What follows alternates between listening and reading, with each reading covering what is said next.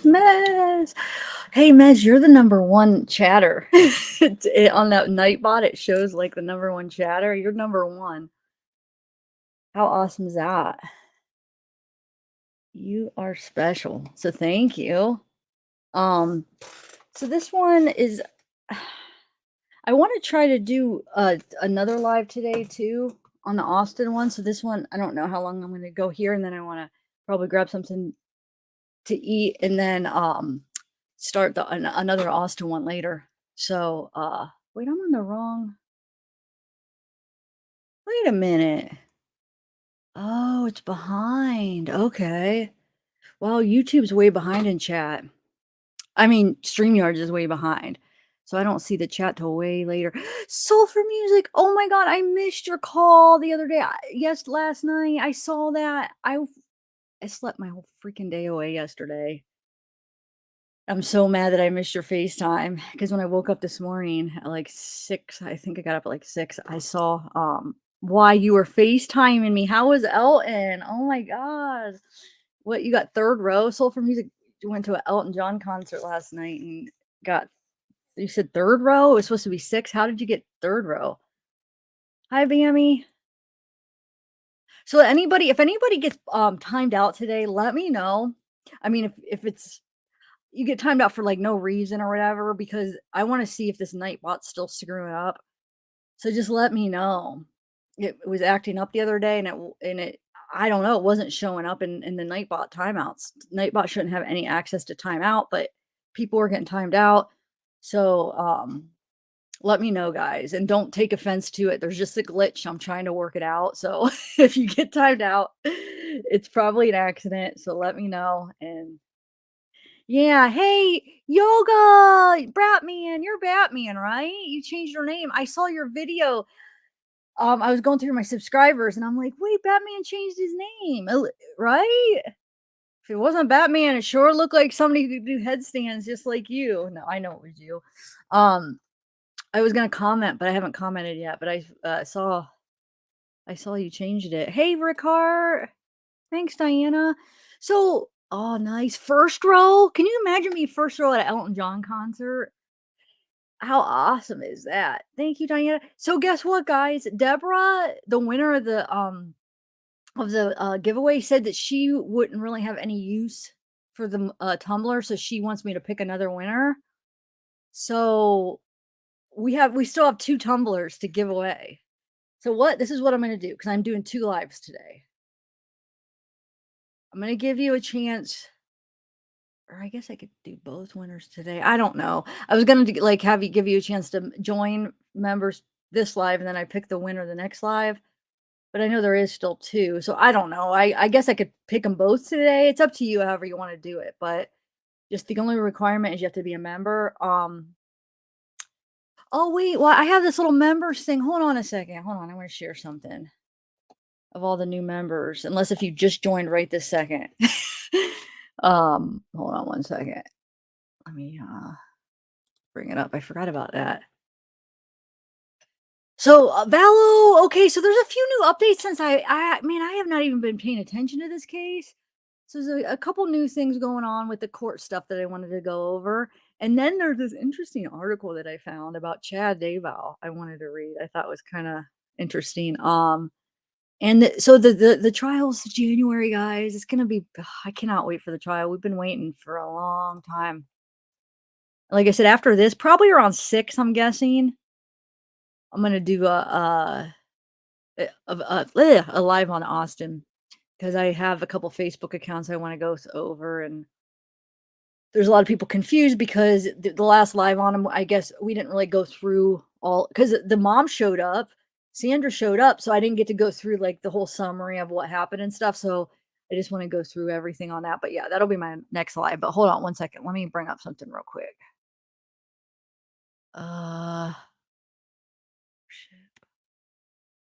There it is. Okay. I just wanted to play this for all the members. These are all the members.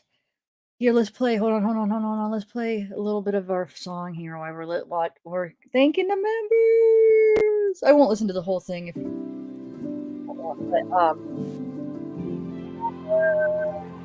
I know that kindness is Like I said, if you guys want to join now, come on and join it. We entered in for the giveaways for Mez. Mez is in the chat right now. Thank you, Diana, again. I'm not anymore. 'Cause I know that kindness is the answer we're all searching for. Really, really, really, really, really, really need your love. Really, really, really, really, really, really need your love. I'm begging you to be kind.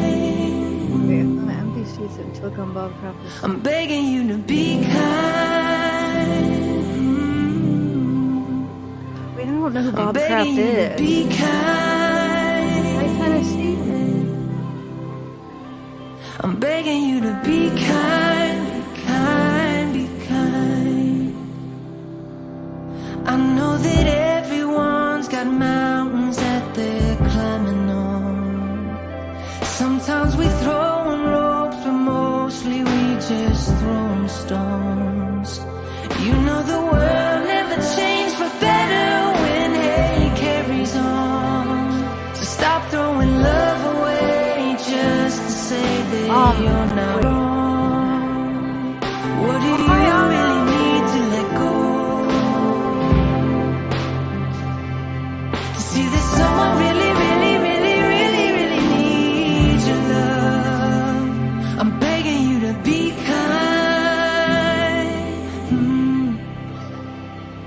I'm begging you to be kind, be kind, be kind.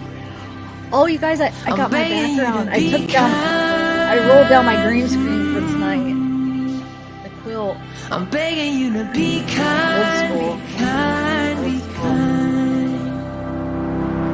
Oh, you gotta see yourself in the face of your brother. See your sister as you. Let's call it us and lay our lives down for one another and leave our pride for the truth. We gotta be the change. We gotta be the change. I'm begging you to be kind, be kind, be kind. Oh, I'm begging you to be kind, be kind, be kind. Oh, I'm begging you to be kind, be kind, be kind. I'm begging you to be kind, be kind, be kind. I'm begging you to be kind. I'm begging you to be kind. I'm begging you to be kind. Okay. I wish there was a way to fade that, like when I want to stop it to like so it doesn't just go off. Just fade it out. But anyway, Diana Wright, she doesn't come around that much anymore, huh? But she made this quilt. You guys remember it? Old school here. It's not my green screen. I rolled down my green screen. So anyway, okay. So how many of you guys have been following Oh, cool. How many of you guys have been still like keeping up with the Vallow case? Or how many have followed it from the beginning anyway? Man, I was so into this case. Like when it first, I'm sure most of us there in true crime, it was like one of the hugest cases going on. But everybody's familiar with it, right? I don't think I have to give a summary on it, right? Yeah, Waking the Art. Sing it, girl. You need to sing it. Next time you come up, sing it for us all. She's got an awesome voice. You need to. Hey Diana, Ellen. Nice. Okay. Hey Rainy Joe. Yeah, the quilt. I love it. It's so, and she put like little those either that weren't here before. Wait, where's the? You could see. Oh, like their skulls and roses because she knew I was like a Grateful Dead fan. And so they have like skulls and so there's a skull, there's a rose. So they're like she stitched them all in there. How cool is that? So cool. Anyway, okay. So let's get through this because I do want to do that other live. So I'm drinking cold coffee, by the way. Normally, my procedure is I get all ready and then I go and make my coffee. That's my last step. So I went to grab my cup because I usually just use the same cup all day. You know, I went to grab it and I'm like, oh my god, I still have like almost a full. Well, it was like over half, but it's cold. Oh well. Okay, so I want to play a couple videos from East Idaho News. So the first one is about the have you ever heard of about the what do they call it? Hold on one second. I can't think of the word right now. Consumptive testing for DNA. I'm gonna play the East Idaho News and then he goes through it a little more specifically in his article. But they're doing that, and this was what like last wait, hold on. I think his video was last week. So he said he thought that, well, you'll hear what he says. Hold on, I'll just play it instead of talking what he's gonna say since we're gonna watch it. Okay, here we go. Good morning, everybody. Nate Eaton here outside the courthouse in Idaho Falls. Wanted to give you a quick update on a motion that has been filed by the prosecution in the Chad and Lori Daybell cases. This motion was filed in both cases, and prosecutors are asking that DNA testing be performed on a few things that were found at Chad Daybell's property. A shovel, a pickaxe, DNA testing under JJ's fingernails, tape, the duct tape that was surrounding him, testing on that, and I believe one or two other things. I can't recall off the top of my head. But what they're asking is they want the state lab or someone, a DNA expert, to do consumptive DNA testing on that. What that means is that when they go in and do the test, they test all the DNA at once, so that after it's done, there's no more DNA to test. So basically, you kind of have one shot at it. And that's the reason why most likely the prosecution has waited this long to do it. A lot of people are saying, well, why didn't they test these things, in June of 2020 when the children were found at Chad's property? Or why did they wait nearly 3 years since the kid disappeared? Well, you basically have one shot to do this DNA testing. And that is what they want to do. So they're asking that all the DNA on this shovel, on the pickaxe, on the tape, be tested at once. And then when the results come back, we'll know whose DNA was on those items. So it's likely that the defense, Chad and Lori's attorneys, will both object to this because they, or it's possible they won't, I don't know. But it's likely that they could, or that they'll have stipulations that they'll want. Most likely they will want a representative from their team in the lab when the testing is done. Or, excuse me, they'll want a photographer with a video camera in that lab when the testing is being done. That will be up to the judge to decide how that happens. However, with this motion that was filed today, there was a statement filed by a lady who works at the lab saying that they don't want a camera in there and they don't want anybody else in there. There could be some worry that the DNA could be contaminated if you have a camera in there, if you have somebody else in there. So they are saying that it's best not to do it at the state lab. So now it could be moved to a private lab. Bottom line, it will likely be a hearing about this. The judge will decide, what to do, how to proceed, if how the DNA testing, one, will be authorized, the consumptive DNA testing, and two, where the DNA testing can happen. So that's kind of the latest. I'm writing a full story here shortly, and I'll post it, and you can read all about exactly what they want, what the defense wants, or what the prosecution wants. In the coming weeks, you're going to see, I think, more and more motions filed on behalf of the defense as they get closer and closer to the trial, which is coming up in January, which seems like a long way away, but really things are moving in this case. And so what'll happen is there'll probably be some procedural filings done by the defense here, just things that are done in every case, especially death penalty cases where the bar is much higher. And then there'll be a pre-trial conference. I believe it's scheduled for October.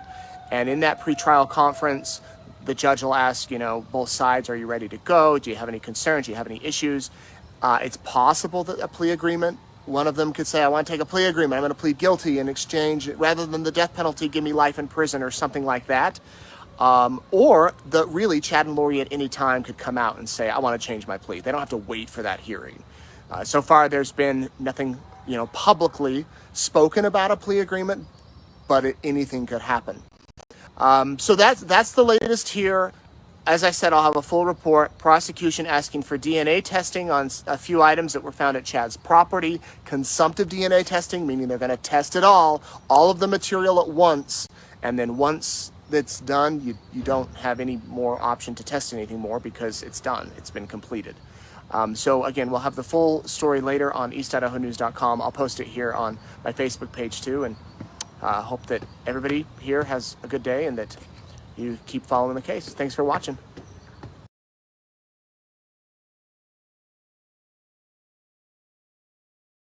I'm on mute. Sorry. Hey, Gator, do you know? Because I'm just trying to get caught up on all like the updates from the last few months, because I just haven't been keeping up on it. So I saw that the court papers, which we'll go over, about here, I'll show you what I'm talking about.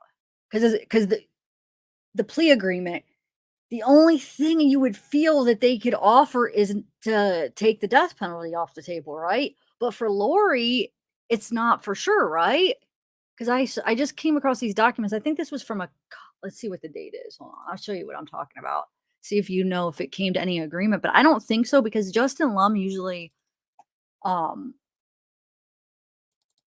he usually is keeps up on like all the court stuff, and no, there wasn't anything new as far as this. Here, let me share my screen and see. I mean, does anybody know offhand, did she meet the qualifications for the death penalty? Lori, I mean. Because look at these documents. Hold on. Okay. Let me go. What did I just do with them? Oh, here we go. Okay.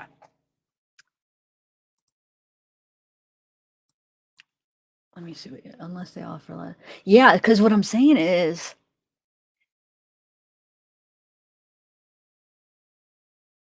I guess you'll have to wait to see, because okay, so this is the latest. Well, this is what the latest that I seen on it right here.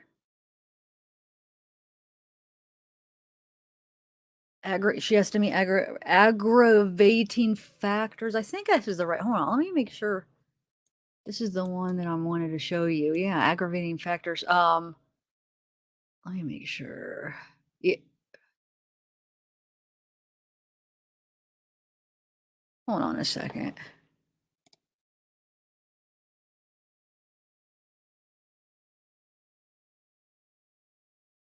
Yeah, this is for. Isn't this aggravating factors for the death penalty, or am I wrong? Yeah, okay, in other words, because the components of death eligibility determination operate as a function. Okay. Yeah, so she has to meet these aggravating factors, right? So let's say she doesn't, and I don't know whatever came about it. This was from, where's the date? No, this is just from a couple weeks ago, 12. So I don't think. Did she? Let me read this. Hold on a second. Why was I thinking that this was just like still up for debate? There still need to go to the grand jury, still needs to decide, right? Yeah. Okay. Thank you, Angie. That's what I was thinking. Let's see. So through counsel, and moves this court to remand the case to grand jury. Let me take this down so we can read this. Like I said, some of you guys might be more up to date on stuff, because I'm just trying to get all caught up. But this is from July 12th, so it's not that old. So she's charged by a grand jury with conspiracy or aiding and abetting in 3 separate murders. A grand jury received evidence and returned an indictment on May 24th. And the notice of intent to seek death penalty filed on May 2nd, 2022, the prosecution alleged the following aggravating circumstances. Motion to remand to grand jury. Let's just see what it says, guys. Murders were committed for remuneration? Why can't I say that word right now? Remuneration. I don't know. I'm saying that really bad. I can't do that. For some reason, I can't say those 2 syllables together right now. Normally, I can.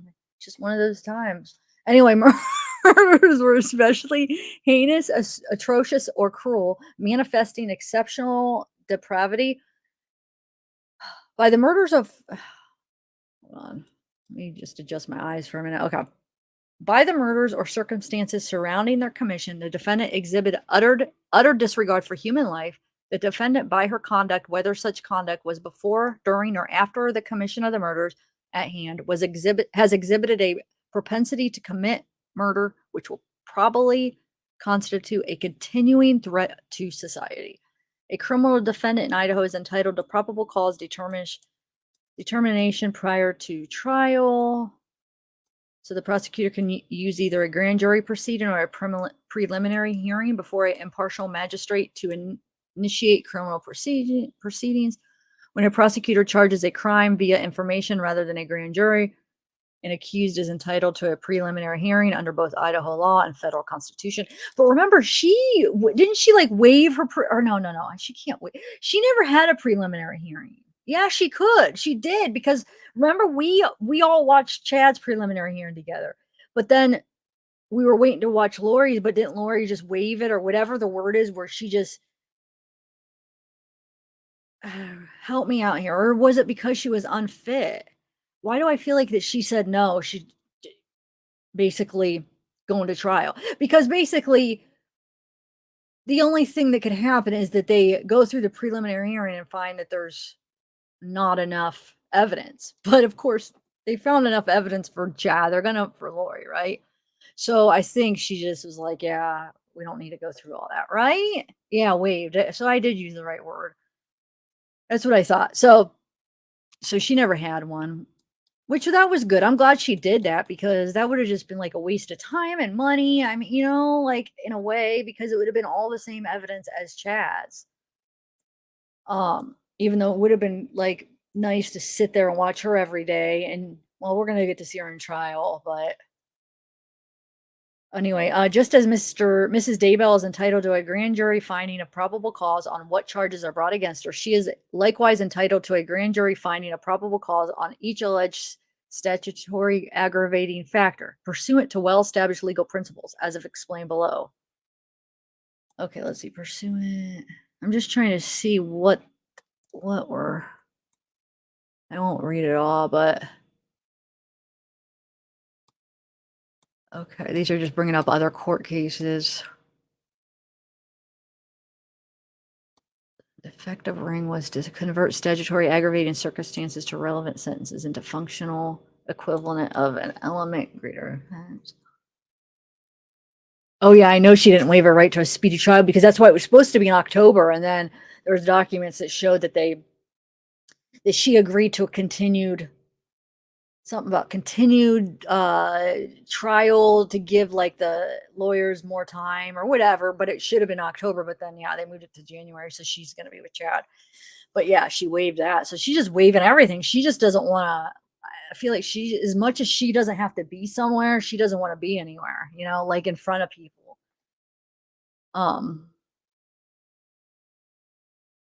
Oh, really? The judge denied her the right to sue. Oh, I thought it said the document I read, I thought it said that she agreed to a continued, like for a continue. Let me read it because I don't want to word something wrong, but I'm not at that document right now. Maybe I just like read it real fast today. Maybe I misunderstood what it said.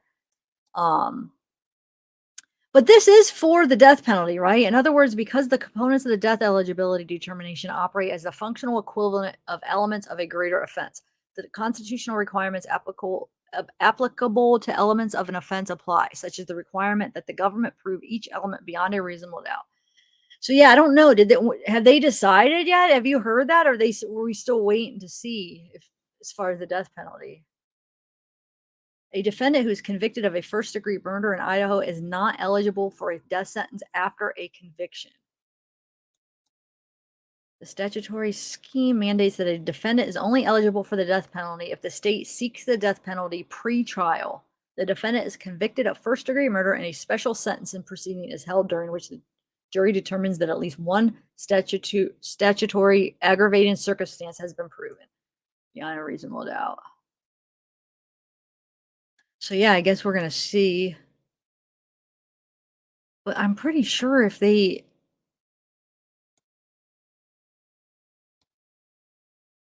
because isn't Chad already, his is already the death penalty is already there, right? Because this is just for Lori. Yeah, I thought Chad already, they already activated the death penalty or whatever the word is. So anyway, so yeah, I guess we're waiting to see what happens there with the death penalty, at least with Lori. Um, yeah, so we're gonna wait for that, and then here, let me play, or let me show you some of the DNA testing, that the specifics that they're gonna do, that Nate had in his article. But let me see what you guys are saying here. Okay.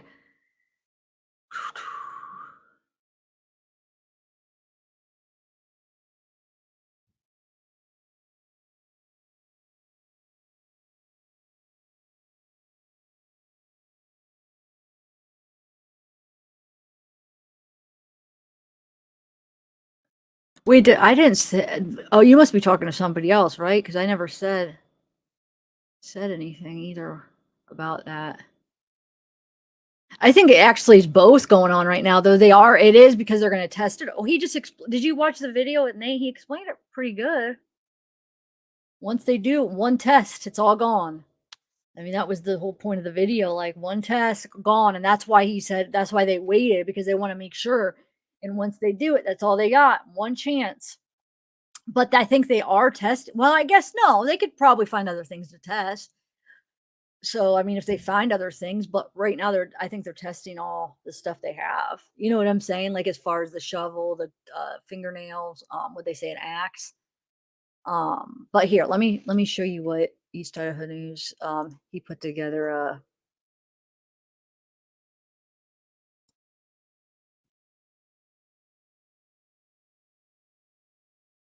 So,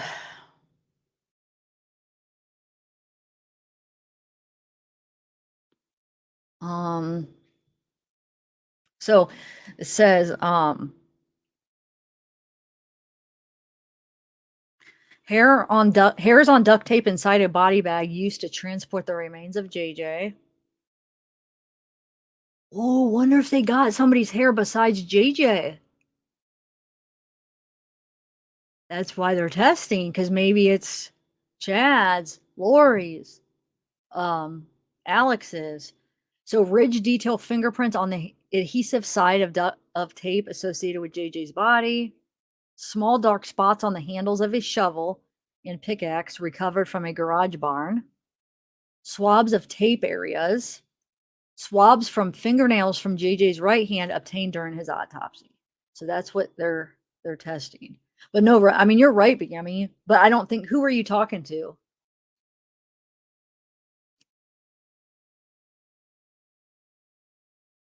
Thanks, Kayla. Thank you. You're silly. You always have a good comeback there. um yeah, I text her once in a while. I know it's probably, I think the last time, I'll have to text her. How are you doing? Hey, Shelly. So,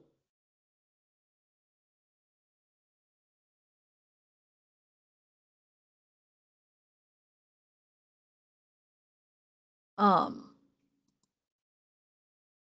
hey, Dana.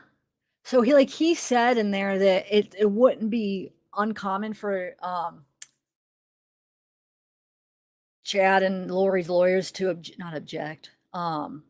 What is the term? Oh my God, this is going to be another one of these days, which I have them a lot on live, but sometimes I'm better than others. See, I can't even think of the word. Not object, but basically they're gonna what is the word? Help me, guys. That this them to well, he said they'll probably either ask for it to have somebody in there as a witness, like one of them or somebody to witness it, or they'll have a camera in there. Um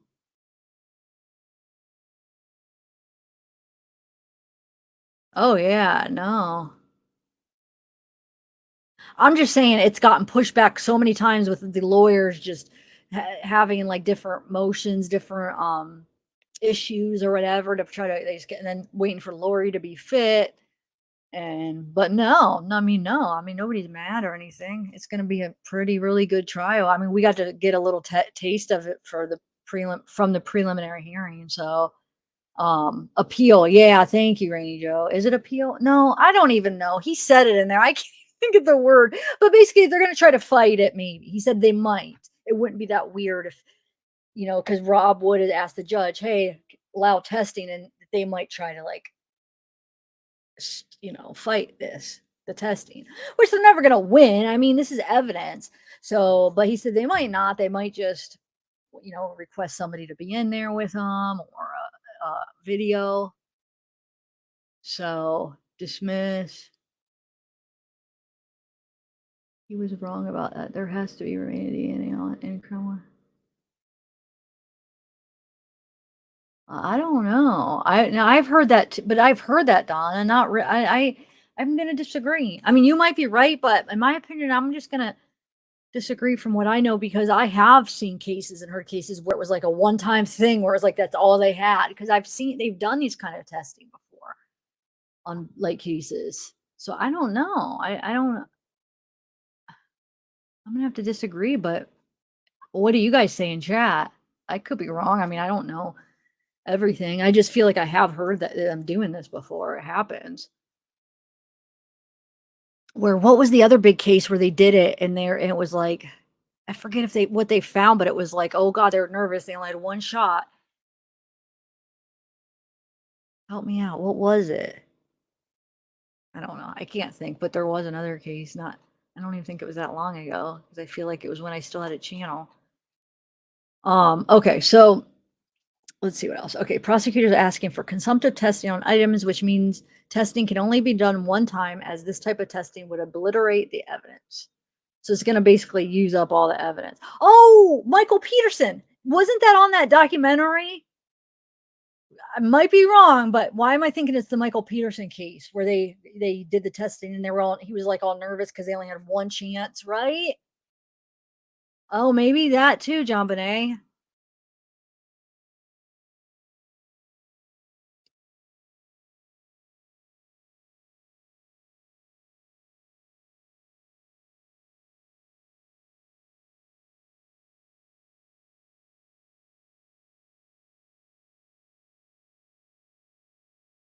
Well, no, it's saying it would obliterate the evidence, though, Mammy, which means there's probably no more of that evidence. Like, let's say they do the hairs or they do the fingerprints. Once they test that, there's no more. Like, that it's going to obliterate the evidence.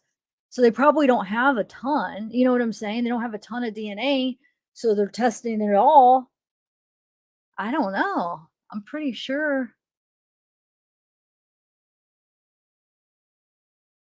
All the DNA for what they're testing, though. Like, for instance, all the DNA for the spots on the handles, all of them for the fingerprints. So it really is kind of all, if you think about it, because that's going to be important evidence. And if that's what they think is going to have the DNA on it that they need, then it would suck if they didn't get it,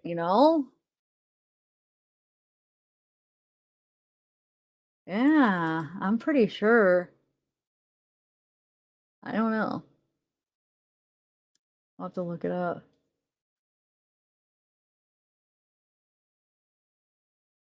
Thank you. Yeah. That's what I'm trying to say. It's just it's they only have one shot for it. And I'm sure they do have other DNA on other stuff. I mean, this case was huge, but I'm just saying for these specific stuff that they're testing, that's why it's so important. That's all they have for this. And this stuff's probably really important to try to put at least Chad, because Lori too, but Chad, like his kids are trying to say that he was framed, like that he didn't kill. Well, I'm sure I mean, this was like from like last year on that 48 hours, but basically that he was framed. by Lori, and that he didn't have anything to do with it. So if they need some kind of evidence to place to get him, I know it should be that easy though, because freaking it's in his freaking yard. You know what I'm saying? So I don't know. Maybe they don't need. Maybe even if he doesn't any of, maybe if none of his DNA is on all this stuff, they could probably still win. But I mean, it would be nice to get like one of his, like if it was his fingerprint or maybe a piece of his hair, which I think there's going to be a lot of Alex's on there, to be honest, you know, which sucks because Alex is already gone. So, yeah, they think he was framed and like that I didn't get to watch it all. I just got the gist of it from like the trailer and then people telling me. So I should watch it all, huh? I think it's only 45 minutes. I need to just watch it. But that's what I got of it. They said I don't even mean to laugh, but it's just so ridiculous that okay, he's not gonna know that they're burying them in your yard? I mean, come on, kids. Are you that brainwashed? Like, probably he's brainwashed. Think about how many people Chad's brainwashed with this all this religious stuff. So he's good at manipulating and convincing people, and those are his kids. So yeah, it makes sense that they would believe that. It's just it makes me mad though. Yes, exactly. I know, but of course they don't believe that. Of course they don't. Yes. Yeah, we talked about that a while ago, but yeah, we could go over it again. The assault, of his coworker or whatever. Is that what you mean? Yeah, he's not a good guy, Pryor. I could bring up that article in a minute. Remind me after I go through everything. If it's still early enough, I'll bring up the Pryor article.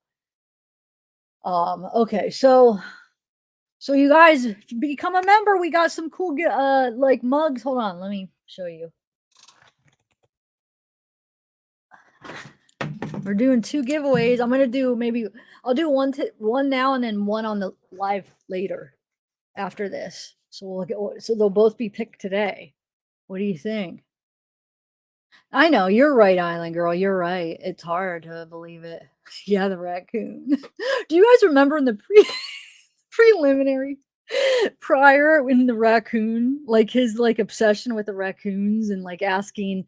I gotta remember how was it that he kept asking who is he asking that to? It was so ridiculous, him talking about the raccoons. Remind me how that went, guys. I remember we were cracking up watching that because it was he was being so ridiculous. Well, okay. Mez, is Mez still here? Mez, thank you. The giveaways are awesome. So we got all the famous classic serial killers Tumblr giveaway. Just have to become a member, and I'm going to pick it at the end of the live. So don't leave if you're a member so you could see if you win. Okay. Let's see. Let's read the rest of this and then I want to play another video with Nate and I'll show you. Hold on a second. Let me just finish this here. Okay. Oh, and you guys got to wait to this article I found on Chad. You guys might have already seen it cuz it's not like that new. I think it's from let me see. I don't know, but I never heard it yet. It's hilarious. Okay, so where are we at? Wood originally wanted consumptive DNA performed in April 2021, according to court documents, but Chad and Lori's attorney objected. Oh, I was right. It is called objected. When I said it, I was like, no, that wouldn't be right. Objected. That's what you do in court. Like, but yeah, that is called objected. Oh my God, I'm silly. Because it's like the same meaning. Yeah. So they objected. Lori's case was then put on hold when she was placed in the custody of the Idaho Department of Health. She was found competent for trial in 2022 or April 2022. In the motion filed this week, prosecutors note that they have not had consumptive tested done on any materials up to this point, but asked Boyce to not allow it. Wait, what? Oh, to now allow it. Oh my God, that changes the whole meaning, one letter. So to now allow it. Defense attorneys often have someone observe or videotape consumptive testing as it can only be done once. The testing would normally be conducted at the Idaho State Police Forensic Services but lab manager Eileen submitted an affidavit asking Boyce to have it done elsewhere. I affirm our manual restricts visitors from operational areas of the lab due to the risk of contamination and disruption of work. Due to the contamination and risk, the risk of distraction that could lead to errors caused by having someone video the lab analysis and the necessary shutdown of all other work in the lab during filming. The lab requests to have samples analyzed by an independent accredited DNA lab instead of requiring ISPFS to video analysis. Nolan confirms in her affidavit that testing performed on the items requested would consume them during analysis. Prosecutors requested that Boyce schedule a hearing on the motion. It had not been set as of Tuesday afternoon. They have pleaded not guilty to all charges. Their trials will be held together in Ada County and are scheduled for January. Okay. So I guess we'll see what happens with that, right? And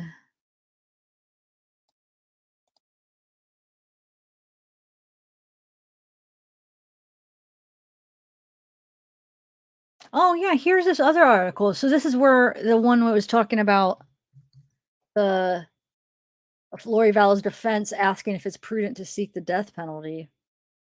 Three motions were filed in July asking for the indictment to be returned to the grand jury for more hearings. Lori's defense has filed recent motions asking court to take a more in-depth look into the factors regarding the death penalty being sought against her, where they are trying to request a grand jury make the call on the death penalty rather than the prosecution. Vallow will face trial in 2023. Okay, so yeah. Let's see. Prosecutors are seeking the death penalty due to what they call aggravating circumstances that contribute to the nature of the alleged crimes.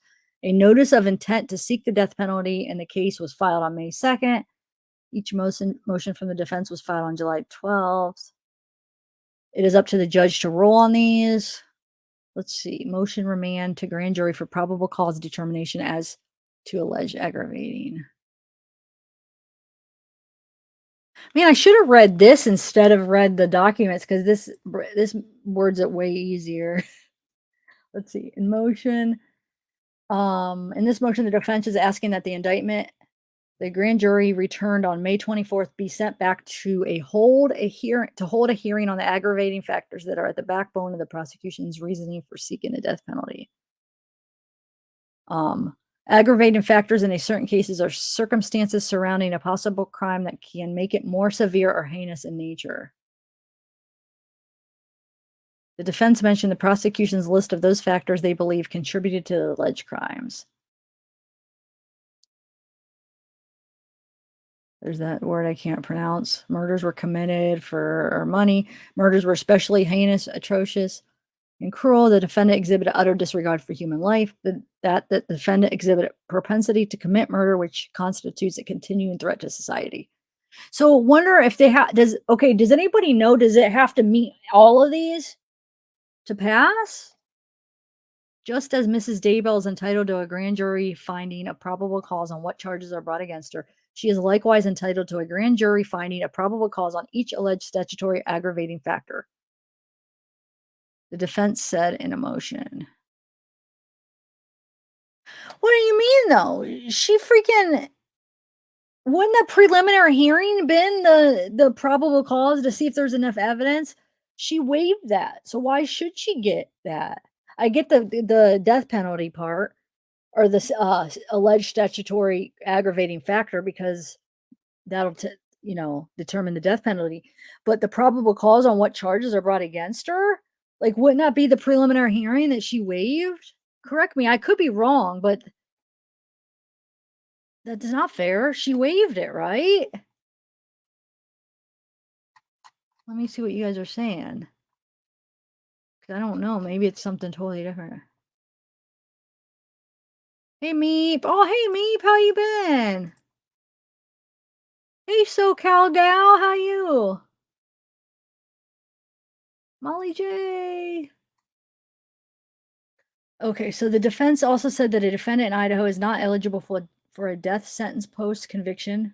Oh, yeah, that's what we read that. It has to be before in pretrial. In motion, the defense also questions if some of the aggravating factors the prosecution implying can even be applied due to Vallow's mental health issues. Vallow remained in a mental health facility until she was found mentally competent to stand trial. That's true. Oh, shoot. But I think she was faking it. I mean, I don't know. The defense in this motion requests that the original indictment be returned to the grand jury. Okay. The defense would like to strike counts 1 and 3 of the indictment: conspiracy to commit first-degree murder and grand theft by deception as to Tylee and JJ. The defendant sees each of these 2 separate allegations and 2 separate acts, which, if proven, cause 2 separate crimes, the motion said. The defense would like more clarity on the charges because they argue that it's confusing if the grand jury is alleging deception during the murder or if they are 2 separate incidents.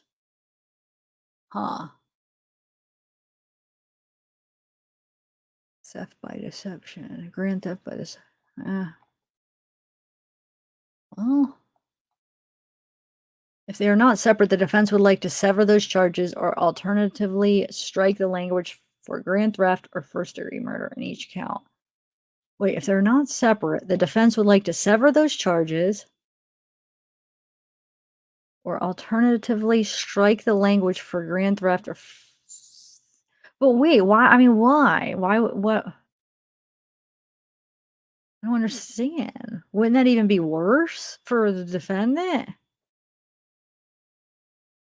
I don't know. Maybe I'm not seeing something right on that. Because why do they want to make them separate? Because I have the documents for that. I was reading, and I was like, why would they even want to do that? Like the defense wants to do that. I'm confused.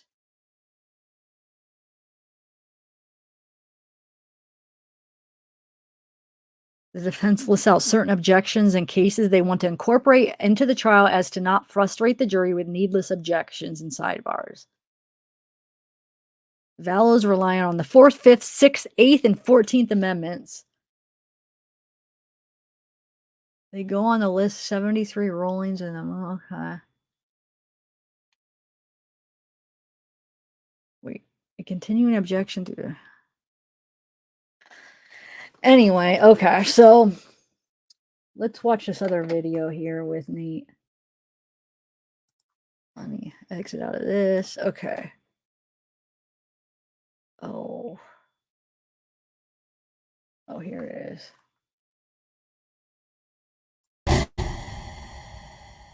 I'm Nate Eaton, and joining me now is Joseph Scott Morgan. He was the senior investigator for the Fulton County Medical Examiner's Office in Atlanta, Georgia. He managed how many on your staff, Joseph Scott? 11 or 12? Yeah, about 11. Yeah. Yeah. And myself, which is a handful in and of itself. So right.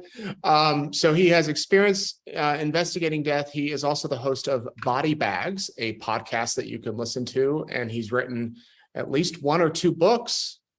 So he knows forensics, and that's why I wanted to chat with him today about the information that came out with Lori and Chad over the past few days. So Joseph Scott, we know that the prosecutor wants to do consumptive DNA testing on a few items associated with the case. First of all, what does consumptive DNA testing mean?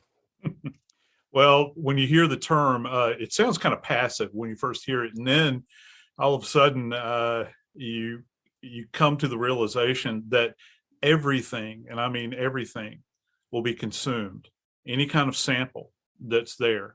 So you're swinging for the fence, essentially, to get everything that you possibly can in one fell swoop.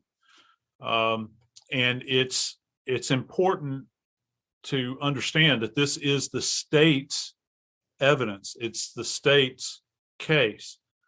And so, I think that the defense has had this opportunity to come to the realization that they've got to do something if they want to have a hand in this, if they want to be able to observe the testing, certainly the collection, and that can create a problem, when you're in a lab like this. And I've worked in environments, certainly in the morgue. I've had, I've been present for autopsies where you have an individual that is being accused of something where they have representative, if they have enough money, they have representatives there to view the autopsy as the autopsy is being conducted by the state. But it strikes me as odd, and I know I'm going a bit far afield here, but this is kind of odd that people would say, well, the evidence needs to be removed from the state crime lab and taken somewhere else to be tested.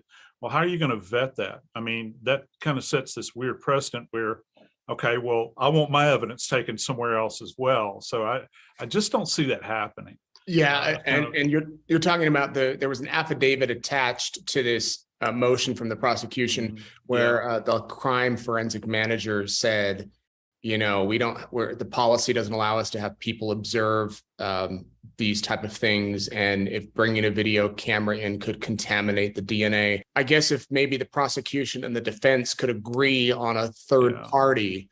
But one can understand why the defense would want to be in there, because once the DNA is gone, it's gone. Yeah, and I think that I think it's a reasonable request to ask that a third party observer be there, because, you know, we talk about chain of custody all the time, don't we? And maintaining the continuity of evidence. It has to be guaranteed, and you want as few hands on it as possible, so you maintain the pristine nature of it.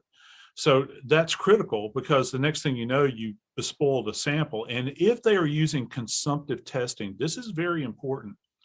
That means that the evidence that they have is so very minuscule, it's so very tiny, that there is a chance that it literally cannot be divided, you know, and split and say, well, you know, we'll save this or we'll hold this back or whatever the case. It just might be one of these issues. You know, they're talking about hair, I think came up, you know, relative to the tape in JJ. Well, hair doesn't necessarily mean plural. It might be singular hair, and we don't know what the nature of that hair is. Does the hair have a bulb on it? Well, if it has a bulb, then that's a different type of DNA sequencing that's much more robust. If it's simply a shaft, that means that they're going to have to do mitochondrial DNA, which it's accurate, but it's not, you know, it's not as desirable as, say, if you had the root bulb. Then you think about these fingerprints. I don't really know what that means. I'm thinking that with the fingerprints, they've taken, you know, the tape, and more than likely in the adhesive contact surface, they've left behind what we refer to many times as a plastic print. It's different than a standard latent print where you leave a fatty lipid print behind. Like we all have kind of this greasy residue on the tips of our fingers that leave a print behind. We don't have fingerprints here. These are friction ridges. We leave a print behind. Mm-hmm. And so, but this is different. If it's in the adhesive, that means that it's actually making an imprinted area there. And when the hand is peeled away, you can still see this image. Well, what do you have to do in order to get to that print without destroying it and be able to read it? That's going to be key. Are they going to use alternative lighting sources so that they don't destroy it? What's really intriguing for me are the tools. You know, with the pickaxe, which is horrible to think about, you know, all of this is horrible. God bless them. It's just terrible stuff. But you think about the pickaxe, the handle of the pickaxe, and then you have the handle of the shovel. And they're talking about these non-specific spots, these dark spots. Well, we don't even know what those dark spots are. They're just calling them spots. Mm-hmm. And we don't even know that they're blood. It could be anything. And you can look at it and say, well, I know blood. No, you don't. Not in the way it matters to the court. There's a whole series of testing you have to get to. So if you take that sample of that unknown dark spot and test it, you have to verify that it is in fact blood. Then is it human blood? Then if it is human blood, whose blood is, or what's the typing of the blood, ABO typing. And then you get to DNA. So all those things can destroy sample. So I think that's kind of what we're getting at with this. Sure. Just and obviously thinking, one of the things too, they're saying some stuff from underneath JJ's fingernail on one of his hands. I would imagine that's got to be tiny. What do you think they could be looking for there? Well, it's look, you know, I come from a rural area of the country. Like I know where you are, that beautiful area that you guys are in.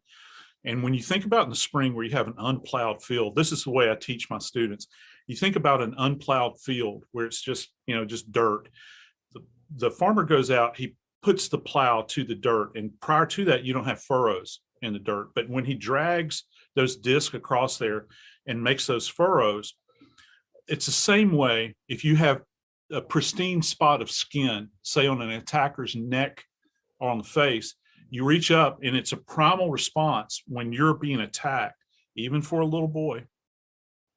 Throw his hands up, try to defend himself, and scratch like this. So if all of the viewers will look at the leading edge of their fingernails, they're kind of elliptical in shape. They act like the tines on those plows. And when you scratch like this, you collect trace evidence beneath that leading edge. Now, what can that be? Well, you can have hair, and you can have tissue, you can have blood, and we talk about touch DNA and that sort of thing. Well, if you're sloughing skin cells, that's going to show up in underneath those nails.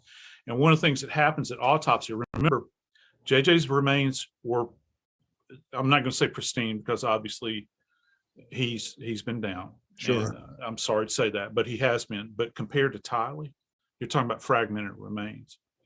With him, though, they were able to examine his fingernails, and at autopsy on many cases, what we'll do are called nail scrapings and nail clippings. And so you take a wooden, people have seen a cuticle stick where they push their cuticles back. Sure. It's very similar to that, and you scrape beneath the nail and you collect in a it's almost like a druggist paper, like a drug fold.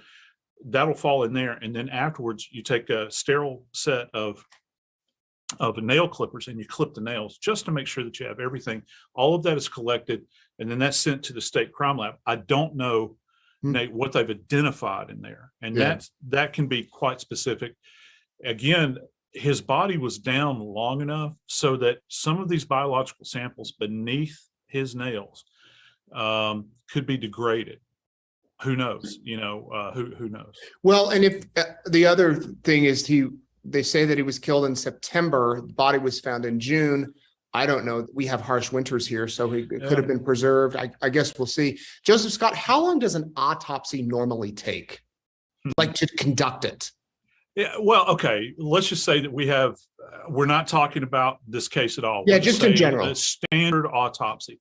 If it's a non-complicated autopsy where you're not talking about multiple stab wounds, gunshot wounds, that sort of thing, from beginning to end, generally hour and a half, hour and 45 minutes or so to get the physical autopsy done. And that's the complete external and internal examination. Also couple that with, most of the time nowadays, they'll do x-rays as well, postmortem x-rays, and the blood draws, fluid draws. And if you work in a big shop, like over in Ada County, they're busy. They're busy. So you get into a routine, but there are multiple variables dependent upon how complicated the case is. But for a standard case, it's not going to take you over 2 hours to get this done. And a lot of it's dependent upon the pathologist that's doing the case. And I'm sure that this DNA evidence they want, would it have even been possible 20, 30 years ago? I mean, has technology changed? Leaps and bounds, Nate. Leaps and bounds. I'm sitting here now looking back in the rearview mirror at my career, and the things that we do now it's a wonderment to me. And I know a lot of old timers probably say that about any field that they're in, but I look back and I think about how far we've come, because even when I started back in the early 80s, essentially, we knew about DNA, but it was just something that some guy who wound up, winning the Nobel Prize over in England Sir Alec Jeffreys had kind of come up with and had actually put into practice in a case over there. We didn't see that. All we had was ABO groupings, to do blood. And that's not very narrow, when it's very broad spectrum stuff. And, you're thinking about like the rarest blood type in the world is AB pos. And I don't know, it's like, I know somebody's going to skewer me for this. I think it's like 1 in 250 people have it or something. But when you compare that to what we're talking about with DNA, we're talking about numbers in the millions, billions, trillions. It's astronomical. And so I can only imagine what, 2 or 3 generations down the tracks are going to see. Yeah. It's going to be quite amazing stuff. Well, thank you very much, Joseph Scott Morgan.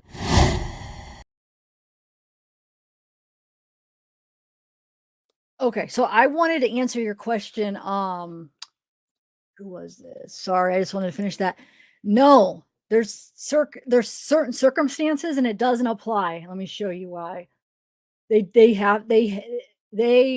don't have the choice. Like they have to testify against each other if they're made to. They don't have a choice to back out. Here, let me show you what I'm talking about. There's certain things here. Let me share my screen. So can you see that? Yeah. So exceptions to the spousal's testimonial privilege exist where a spouse is charged with a crime against the other spouse, is charged with a crime against a child of either spouse. But yeah, I mean, so right there, and you'll even see right here, it says that they don't. I remember reading about it way back. There's probably way more articles, but there's a little bit of it right in here where it says that it doesn't apply to them. Chad may wish to not testify, but there's no recourse because husband-wife privilege isn't allowed at all.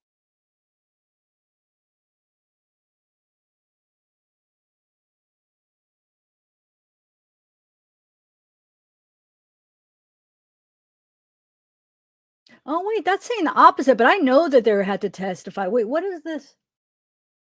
2020. Let me find another one. I'd be willing to bet because we talked about it before, but that's worded a little bit weird. That might be worded the opposite. Let me see. What can I word for the Chad thing? I know it doesn't apply to them because there was articles and stuff and which they probably thought it was going to. Think about it. They probably got married. I mean, they were probably going to get married anyway. But I think they plan this way ahead of time. They get married. And they think that they're not going to have to testify. I don't know if that was the reason. I don't even know if that was in their head, the reason, but I know it doesn't apply to them. I will bet on it. Because of the circumstances, and I almost feel like it has something to do with the state that they're in too. I'm trying to think of how I could word it to find some of those old articles where they talk about it. Does anybody have one? Hope Rains, I need you. Find me an article that's more clear where it says that in this case it doesn't. Well, I mean, you could see right here, they are is charged with a crime against a child of either spouse. So I mean, right there, shows you that, yeah. But I just want to find one specific so you guys believe me, like for the Chad and Lori case. I'm trying to think where I heard it. Maybe somewhere on East Idaho News. Gosh, it's been so long ago because this case is kind of old. I probably have it in one of my videos too. I have like almost 200 videos on this case. But I don't feel like going through it. Just trust me. I'd be willing to bet my life. Well, I don't want to say that, but it's like, but I'm like 95%, probably like 99. There's just that part of me that's like, I never trust myself completely. But I'm like 99%. I almost want to say I'm 100%. I just have to find something. But let's just thank you. Just that article that I read though, like this shows that they don't. It's because right there, that's one of the exceptions. But that article that I read on the chat, maybe that is what it meant, but it was just confusing how they worded it. I thought, okay, that's what that's saying, and then I'm like, wait, it could be saying the opposite. So maybe this was before they realized that. Oh wait, no, there's an exception, because I knew for sure that there was an exception, because at first we all thought, we're like, oh my god, they're not gonna have to testify, all of us following it, and then we're like, oh okay, yeah, they do. If they're asked to, they have to, because it doesn't apply to them because of the child thing. against a child. But anyway, so somebody asked it. I just wanted to answer that. Okay. So what was I going to show you next? Um, Wait, what do you mean true crime? Next to go where? Like next to go, like getting in trouble? Oh, is it murder? Maybe murder. Yeah, you might be right. It might be the murder thing. So not only the murder, but then the crime against a child too. You know what I'm saying? They don't stand a chance if that's what they thought. But there might be a murder thing. Let's see if there's a murder. Predating marriage. Well, it's not on the exception of what I read, but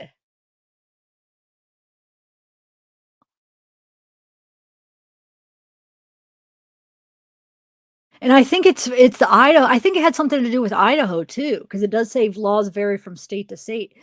I just feel like there was more than one reason where it was like, oh yeah, for sure. But just in the child issue right there alone, they wouldn't be able to. But I don't know. Like I said, this is a couple years old. I can't. I don't even know what to type in to find an old article. But okay, so you guys believe me. Oh, I was gonna say, um, yeah, you guys. I can't wait to pick a winner. I almost want to do. I don't. I wish that the Nightbot did like a cooler thing. Okay. Any other questions, guys? Humanimal, hey though. Yeah, you know this case, huh? I think that's when we first met is through this case because I remember seeing one of your videos and then you came over here. I know. I was like, wait a minute. I I can never trust myself like too much where I was like, I don't want to put my life on the line. But I'm like, I still felt like, God, I'm so sure. But like, what if I'm like, what if I was I don't know. But I don't know. I shouldn't doubt myself because I knew it. But I guess it's not good to bet your life, right? Anyway, even if you do know, I don't think it's right. So it's like I shouldn't bet a life.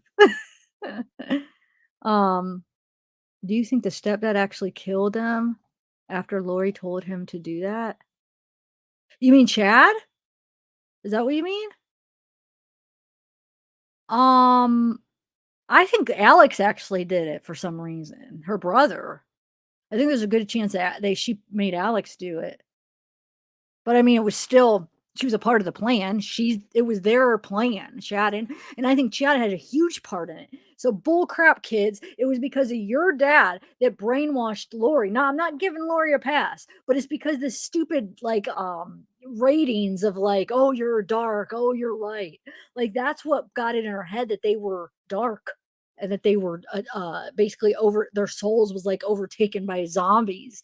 So it was your dad's stupid theories that put it in Lori's head. Not that I'm saying Lori's this innocent person because I think she freaking could have been the one to kill Joseph Ryan. And if not, she would have. She would have if for some reason he ended up just dying from like natural causes. She wanted to. She tried to get Alex to. So she is evil. So I'm not giving her a pass. But I'm saying Chad don't get a pass either because I'm not so sure that she would have killed her kids if it wasn't for Chad. Not that it makes her right because she would kill her husbands and stuff, but I don't know. She would probably have to have a reason to kill her kids. And that reason was Chad convinced her about this stupid zombie crap, I think. So, no, that's bullcrap, Chad. Maybe you weren't the one that physically killed them, but you were a part of it. You were a big part of the freaking manipulation into the plan of that they're evil and that they needed to die. It was you. You know what I'm saying? And that's just bull crap that he has his kids all on his side, like believing his crap when it was your stupid dad's stupid freaking theories that don't even know if he really believed him or he just was using it to get women and have this, people like worship him and he gets to basically call the shots like this power trip thing. He's disgusting and it just makes me sick that his kids don't see it and that they're just blaming it. No, they're all responsible. Alex, Lori, Chad, I think Zulema should be punished, not for murder, but I think she knew more. I think Melanie Gibb knew a little bit more. I don't think any of them two should go down for murder, but they should be they need to freaking ask for God's forgiveness or whatever. I mean, they did wrong because Melanie knew she was asked to freaking hide JJ or to pretend that she had JJ, and she didn't tell the cops. Remember, she withheld information for like what, a week or two. How well, remind me, guys. Man, I'm a little rusty on this because it's been forever. So Melanie withheld the was it and Melanie the niece too. Freaking shooting at her freaking what's his name? Brandon. It's just if you guys don't know about this case, like all the details, you guys go check it out before. I have like almost 200 videos. I have it on a playlist. You can watch mine. You can watch. I mean, so many people have videos. East Idaho News has got a lot. Go watch some because there's so many different things. You have Tammy. Oh yeah, and then kids. Your mom would still be alive if it wasn't for your dad. Are you kidding me? Like he killed your own mother. It's sick. I'm sorry. It just makes me mad when I start to like just thinking that, oh, he was framed. Oh, shut up. Wasn't framed. They're both horrible. But yeah, so Melanie Gibb, I think, what was it? She told the cops, she let the cops believe that she had JJ, right? Isn't that what it was for a couple weeks before she told him, or that she did have JJ? How was it that remind me that she did have him, right? Wasn't that what the thing she withheld? I used to know all this. Oh my god, it's been forever. Um, and then she ended up telling him, but that's bullcrap. I mean, she should. I mean, why would you even lie? You knew that they were doing something bad because now that after you hear her talking, that she was aware that something was going to happen, and she was aware that they were planning something. So you knew that. You knew that JJ could be in harm's way, and yet you lie to the cops when they could go. And I think JJ was already gone by that time anyway, but still, you know what I'm saying? Still, what if he wasn't? And what if you could have saved him? Because you didn't know for sure when they killed him or when they were going to. You just knew that they were probably going to do it, right? But she just says it, yeah, throws the cops off. So the cops are like, oh, okay. And then she was there that night, which I don't know if I think that she was a part of it or she knew, like, as far as that she knew that night what they were doing, but she was there that night that basically happened, remember? So, yeah, there's a lot of people in this. Anyway, um, okay, so what else did I wanna share with you here? Hold on, I think just this thing about Chad is kinda interesting. Yeah, okay, so those of you that aren't familiar, this is what they did to these kids. Listen to some of this in this article real quick. I could find the whole indictment where it lists out, but I'm not going to do that right now. This lists out like some of general stuff, what they did to their own kids. I mean, Lori's kids. And I think Alex was a part of it. And so this would be his niece and nephew. Oh, wait, this is the wrong one. Hold on. And it gives a little, say, when JJ's body was found, his arms and legs had been wrapped and duct taped, and his body was placed inside a garbage bag. Tylee's burned and dismembered body was found not far from JJ, where JJ was buried. It's just sick.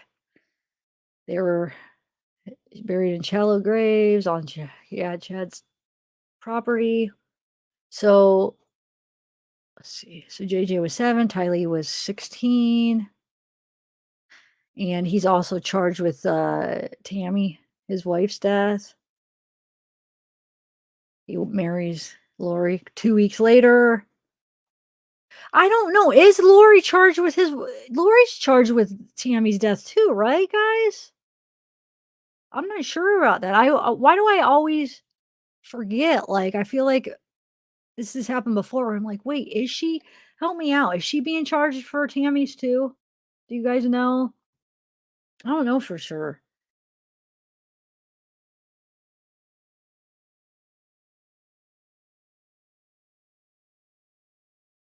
So this is saying that they both faced the death penalty. So was it accepted that Lori, unless this article is just wrong? I don't know. Did the judge decide about Lori yet? I didn't think he did.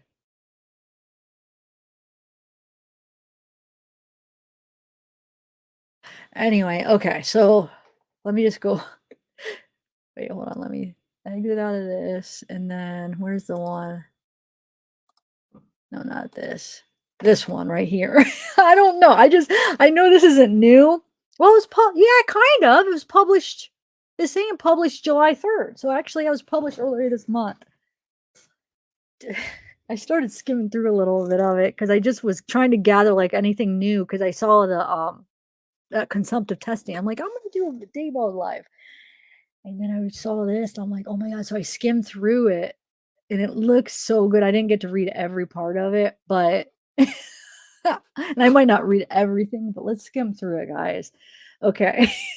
He freaking obsessively killed bees as a kid, okay? So he's weird. I don't know. I can't stand the guy. I feel like I don't know why I hate him more than Lori. I don't know why. I feel like if it wasn't for him, I'd think the kids would be alive. I do.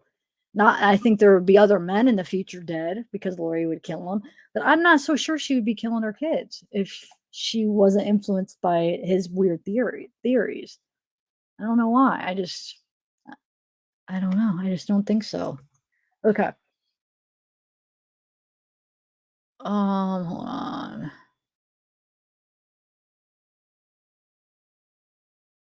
I want to skip to. So yeah, both were avowed members of the Church of the Jesus Christ of Latter-day Saints. Daybell had found a small amount of celebrity within Mormon circles for authoring LDS fiction and running his own book publishing company. Both Vallow and Daybell also entertained ideas as at the fringes of the Mormon faith, ideas that weren't acceptable to talk about in the church on Sundays. They held study groups and scrutinized the works of near-death experience. Authors claimed to have died and come back to life. Okay, so let's see.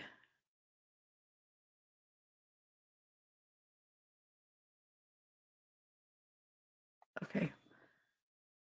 Just want to, not going to read it all, but eventually I do want to read it all. It sounds really, it's really interesting. It's by, so the author is, wait, where is the author? Leah Saltile. Okay, let's see. After sundown, the peaks of the Wasatch Front fade into a darkening sky, and everything in Springville, Utah becomes the music of crickets, altogether sawing a twilight song. Today, most of the houses in Springville are tight brick squares. The street where the writer Chad Daybell grew up is an avenue of brick homes with well-tended gardens and American flags and basketball hoops and potted plants on porch steps. Springville is a small city, but hardly sparse. It has more than one grocery store. Let me make this a little bigger so you guys can read. Where's it? There we go. There we go. Okay. Now we're talking. All right. It has more than one grocery store, a McDonald's, a Taco Bell, a pizza place, a sub place that makes its sandwiches on rolls, the texture of pizza dough, and a drive-through soda shop. In 2020, the population was just over 35,000, and there were 18 Mormon churches. As the LDS population of Salt Lake City has declined, according to the Salt Lake Tribune, Mormonism has risen here in Utah County. Some 80% of residents identify as LDS. Wow.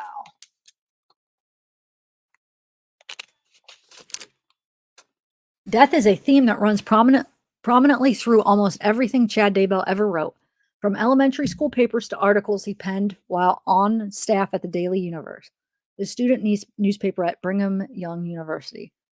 It is hardly the only topic he covered, but it is one he often wrote about in a deeply personal way.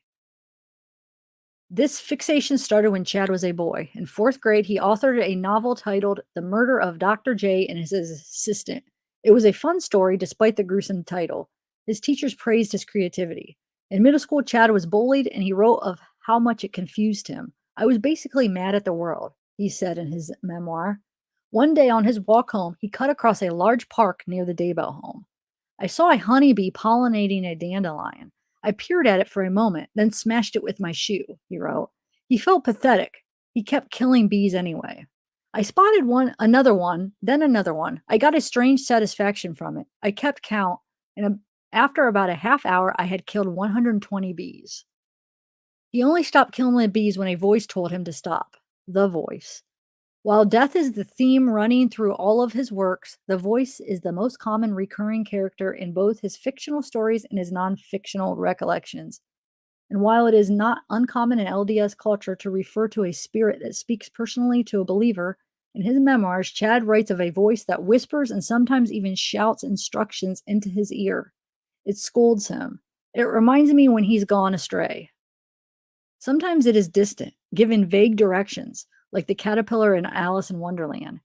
Other times the voice arrives with extremely specific instructions, militaristic commands that render Chad powerless. He never disobeys the voice, never.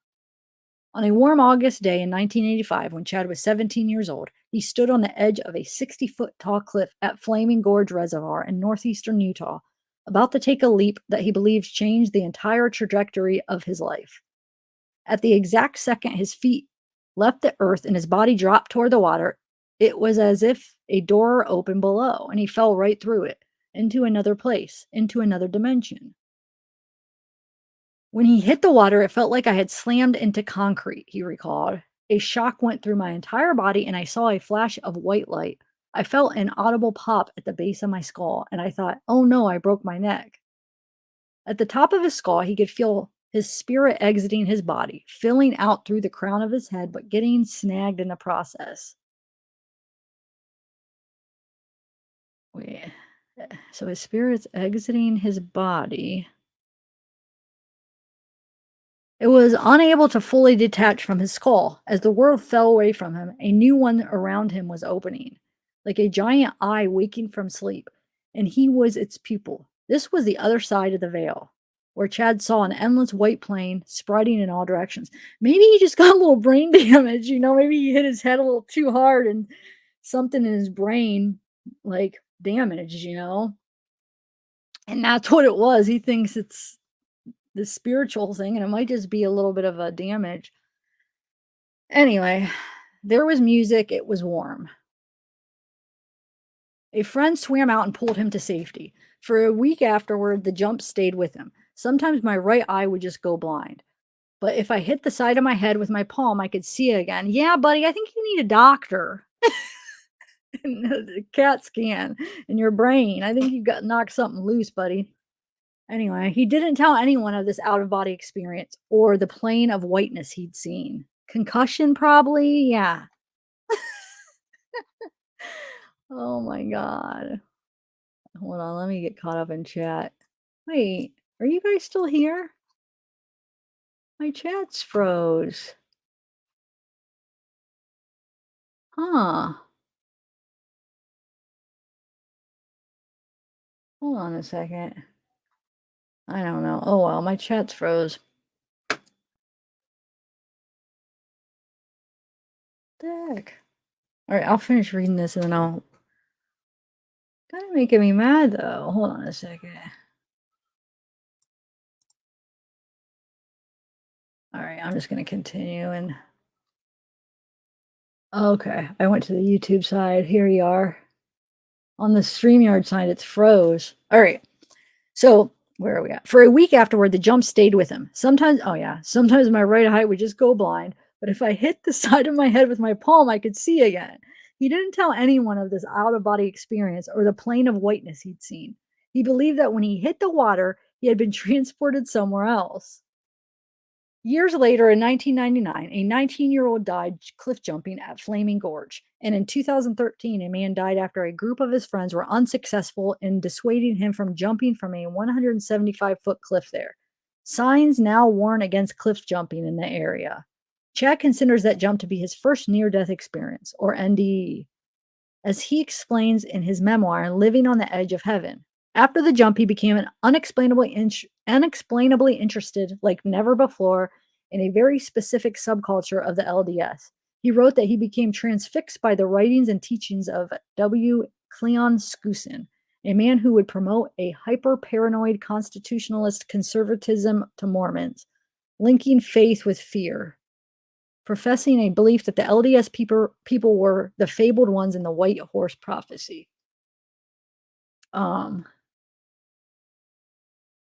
Hashtag son. Sorry, I just wanted to read something. A portal opened up on Renee. All right.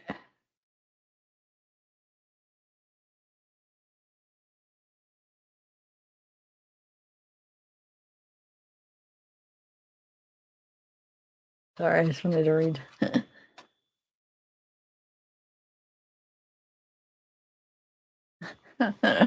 Okay, so despite his near-death experience, life as usual resumed for Chad. At Springville High School, he was known as a quiet and funny high achiever. He played baseball, and his good grades landed him in the National Honor Society. He served on the student council as treasurer and won a scholarship to Brigham Young University, where he planned to study journalism. He made friends with other boys who liked basketball just as much as they liked studying scripture. Chad and a distant cousin who was also his classmate would drive around Springville talking. People probably thought we were looking for girls, but in reality, we were discussing the plan of salvation, Chad wrote. We were basically gospel nerds. Maybe, 11 months, KLM. Thank you. Maybe he and Amber, is that Amber Heard, actually stood on a bee, and the bees are seeking revenge. Oh my God. So we were basically gospel nerds. Chad was content to understand the world from Utah, a place where men like him dominate everything. Men whose worldview is the prevailing one, whose religious beliefs dictate life and laws. During his first year at BYU, Chad was unlucky in love. Once, when he was on a date with a girl from Florida, she remarked that he was too sheltered. Sorry, he recalled her saying, but you need to get out and see the world. There's more to life than Utah Valley. It offended him. I'd been to Disneyland 3 times with my family, and one time I'd walk about a mile into Tijuana, Mexico. Then there was this trip to the Four Corners Monument where I'd stood in 4 different states at the same time. What did she mean I hadn't seen the world? It's hard to tell if he's joking. Perhaps because of this remark, a year into college, Chad decided to file paperwork to serve a mission early, and he was accepted. Many young Mormons served as missionaries, fanning out around the United States and the world to spread the gospel of the LDS Church for up to 2 years. In 2021, the LDS Church estimated that more than 53,000 missionaries were serving missions. By the time he embarked on his mission, Chad had read the Bible 9 times and the Book of Mormon 18 times. Most kids, they read the Book of Mormon once and maybe the Bible. His brother Brad Daybell said, you could ask him anything and he would know the answer. He embarked on a 2-year mission in New Jersey. It was a world away from Utah, the only place he'd ever known. During his first week there, another missionary snapped a photograph of Chad sitting atop a fence with the Hudson River and the World Trade Center towers in the background. He's smiling, wearing a baggy white dress shirt and a straight black necktie, and holding a book. Oh, I think I have that picture. Yeah, I'll have to show you after that. I'm pretty sure it's the picture, one of the pictures that I have. The experience was enlightening for him, but also confirmed his biases about big city life. By his telling, New Jersey was a torrent of sirens and insults, watching cars burn and people shattering store windows in broad daylight. Chad claims to have had a gun pointed at him once. Maybe he was not a worldly man, but it seems Chad was content to understand the world from Utah, a place where men like him dominate everything, men whose worldview is the prevailing one, whose religious beliefs dictate life and laws. After New Jersey, he came back home to Springville and BYU and set out on a new mission, finding a wife. One day he flipped through his younger brother's Springville High yearbook and noticed a girl in a white V-neck dress with a thin gold chain around her neck, her light hair cut into a pixie, like Winona Ryder or Jamie Lee Curtis. Her name was Tammy Douglas. At a singles night held at local LDS building, Chad noticed Tammy across the gym, on the other side of a volleyball net. She caught his eye. I'm going to spike it in your face, she said. He loved her immediately. Death was This is just quoting. Death was the background drop of the time they fell in love. Their favorite song was the Smiths' Cemetery Gates. Huh. When Chad and Tammy were engaged the day before, yeah. When Chad and Tammy were engaged the day before Thanksgiving, 1989, they chose the local cemetery in Springville for their photos. Wow. After Chad turned home from his mission, he took a job digging graves in the cemetery managed by the local parks department. Tammy, it turned out, worked in the parks department as a secretary, and after their encounter at the volleyball game, she started hand delivering burial reports to the graveyard, hoping to catch Chad on his shift. Death was the black. Oh, that's the one I just read. In one of their engagement pictures, Tammy stands to the right of a tall gravestone, wearing a chunky white sweater and light colored pants. Her left hand is propped at her brow as if she's trying to see far into the distance. Chad peeks out from behind the stone to its left, wearing a jacket and a tie. He looks up toward his fiancée. They're both smiling like they've been laughing, like this place makes them happy. The novelty of his job was not lost on the inspiring writer in Chad, who made it the subject of his first memoir, One Foot in the Grave. Published in 2001, the book is presented as something of a how-to guide to getting along with the person digging a grave for your loved one, a rather specific niche. Oh my God. Has anybody read any of his books, by the way? But it also provides a window into his personality. The man writes with a sort of golly gee sense of humor, cracking jokes that are so tame you couldn't even call them dad jokes. He is dopey and boyish, trying to bring humor and levity to a place that carries so much baggage, peeling back the curtain on a job that few people understand. In some ways, he's just like anyone in a graveyard at night, spooked easily by noises. Shortly after completing his degree at BYU, Chad decided to apply to graduate school. He recalled sitting down, pen in hand, to fill out an application, only to be interrupted by the voice. This is the wrong direction for you, it said. You won't need additional schooling to accomplish your life's mission. He immediately threw the application in the recycling bin. In 1993, Chad was working as a copy editor at the Ogden Standard Examiner, and he and Tammy relocated to Ogden, a little over an hour north of Springville. That March, the newspaper ran an interview with a woman named Betty Eady, who claimed to have had a profound near-death experience while recovering from a hysterectomy surgery, which she wrote about in a book called Embraced by the Light. In her book, she describes dying in the hospital, hovering above her body, and a flurry of activity from doctors. She passes into another realm where she sees Jesus Christ. A board reviews her life and tells her it's not her time to go. In a way, Edie's book mimicked the common language used by people who claim to have experienced an NDE. The feeling of floating over one's body, the warm light, going to another realm, and rapid recollection of one's entire life, like a slideshow and fast forward. In her 93 interview with Ogden newspaper, where Chad was working, Edie claimed that her experience caused her to return to the Church of Jesus Christ of Latter-day Saints, of which she had become an inactive member. Beyond the veil, she believed she had been told the LDS faith was the truest church on the earth. Embraced by the Light saw immense popularity in Utah, and Edie became a star. The book also skyrocketed in the New York Times bestseller list. When Edie spoke at a high school north of Salt Lake City, thousands of people came to hear her speak. Traffic jammed up the freeway for miles, the drivers abandoning their cars and walking to the event. Police were called in to control the crowd. Finding herself stuck in the gridlock, read an article on the chaotic scene in the Davis County Clipper. Edie rolled down her car window and asked someone what all the excitement was about and why there were so many cars. Everyone is going to see Betty Edie, she was told. Edie was 40 minutes late to her own event. In the Ogden Standard Examiner interview, Edie explained that the book's popularity was in part because it speaks to people who have had similar near-death experiences, and it reassures people of an afterlife. She wasn't trying to become prophetess? Huh? Is that how you say that? Prophetess. I don't know. Or start another sect of Mormonism. She was just telling her story. But Embraced by the Light also proved that the business of disclosing an NDE was a potentially lucrative one. Of course, so Chad gets his idea, I'm sure. In 1993, Chad and Tammy took a vacation with his side of the family to La Jolla, California.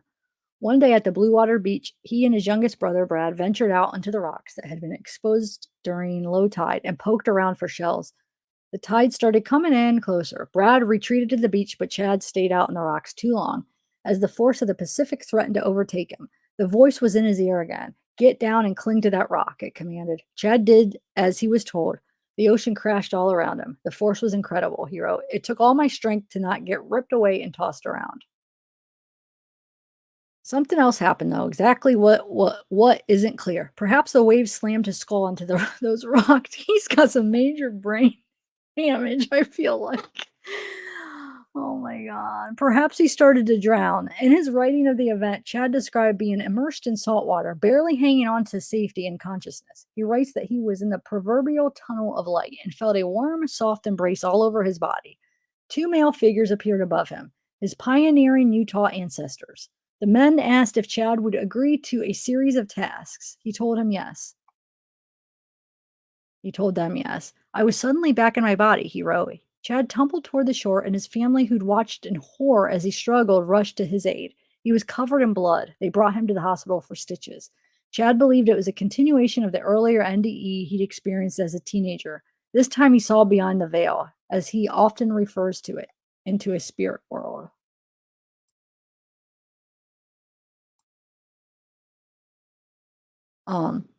My personal veil had been ripped open even wider at this time. It didn't even close up nearly as much as it had after my Flaming Gorge experience. From then on, the voice kept coming, prodding him, herding him like a sheepdog to a flock, dictating his direction, and presumably ensuring he stayed true to the promise he made that day when the force of the ocean bore down on his body. So here's the video or the book. For a time, he stayed quiet. I mean, the lady that we're reading from right now. For a time, he stayed quiet about what he believed had happened. By the mid 2000s, Chad was out and proud about his belief, and he had a special access to the spirit world. But his younger brother, Brad, remembered that day at the beach a little differently. There on the rocks, the water kept getting closer and closer. Then a huge wave came out of nowhere and hit us both up into the rocks, he recalls. Brad was able to hold on, but it kind of sucked Chad back out, and then he threw his body into the rocks, scraped up his back. They did take him to the hospital, but he's not sure about the rest. So wait, so Brad's saying that it sucked Chad back out and then threw his body into the rocks.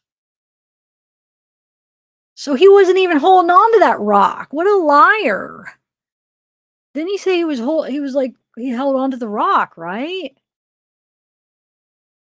I don't know. I mean, it was intense at the time, Brad said, but at no point did his brother tell him he had lost consciousness or any kind of near-death experience. I hadn't heard anything about that, his experience, until way later.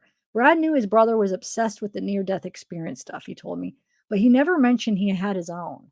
After Chad wanted to tell stories of near-death experiences, to be open and honest with the world about the images he was seeing in his head, because of his supposed access to the spirit world beyond the veil, he started to believe his visions were divine ones, revelations shown to him by God. I think he saw, this girl successful, this lady that had one.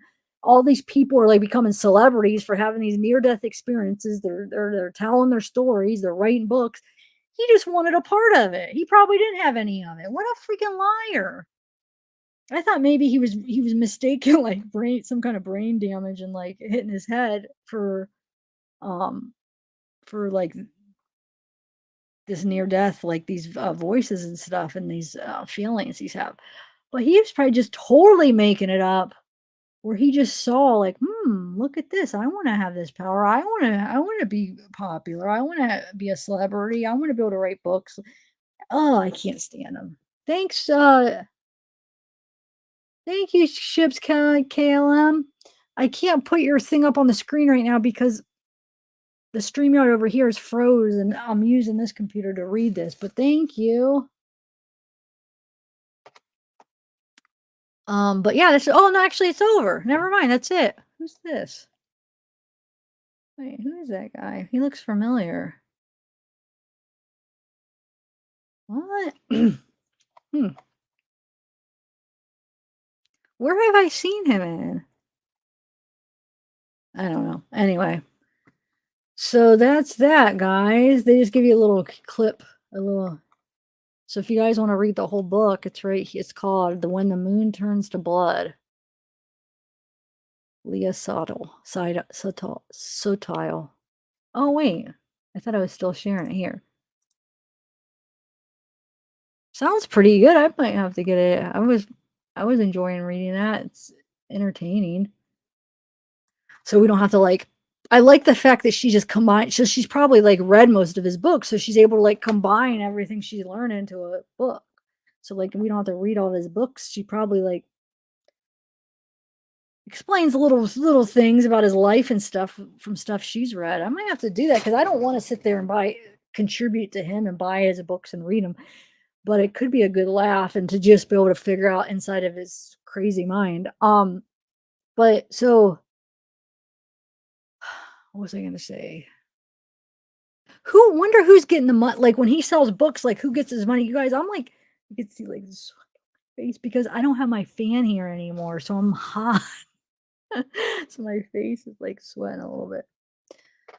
It's like my head, like I don't. I guess it's hot flashes or whatever, but it's like only my head and face is what really mainly sweats and gets hot. Like, well, I guess my whole body gets hot, but like sweating is my this right here. I don't know why. It's weird.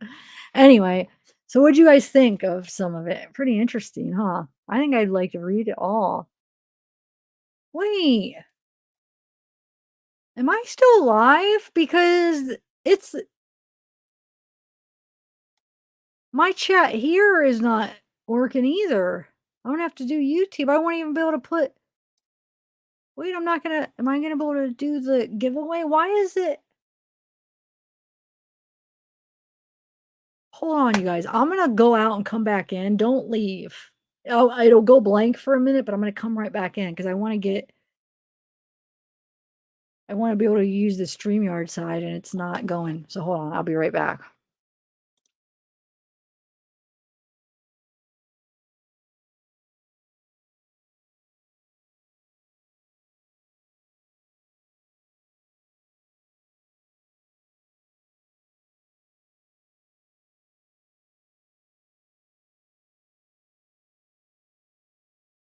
I'm over here talking to myself. Okay, we're good now. It fixed it. So okay, so what I'm gonna do is I'm gonna pick the winner, and then I'm gonna go leave, and I'm gonna go eat dinner, and then I'm gonna do the Austin live because we're gonna go through Taylor's Facebook. We're gonna go. I'm gonna give like a general summary of the story because a lot of people came in and they're confused on it. It's a pretty interesting case, guys. He still hasn't been found, but anyway, um, so first giveaway, guys. Mez is the famous creator. It comes with a straw too. You'll get nice tumbler. You got all the serial killers. So you'll be the if you bring us to work with you, or some people are gonna be like, stay away from that person. No, all right. Okay, so the only way I'm gonna so maybe for the next one I'll put the code I'll do like the StreamYard, but I'll have to put the code in the community post. So this one I'm just gonna do the Nightbot one because it enables me to just do it for members.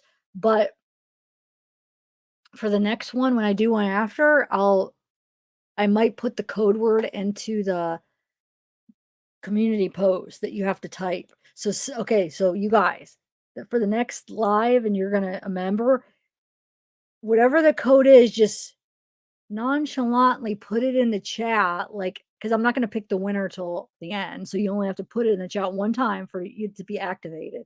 Look at the community post. I haven't posted it yet, and then it'll give you the word, and all you have to do is put it in the chat. But don't, because it's just for members. So like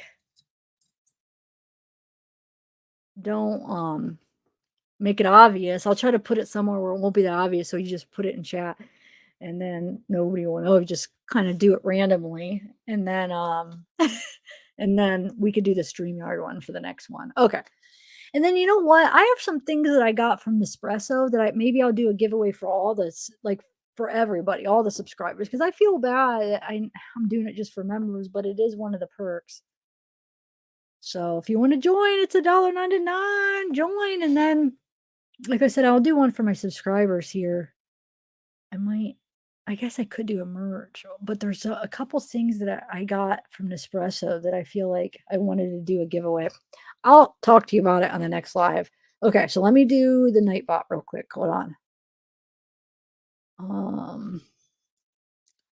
I gotta go to the website and put it in.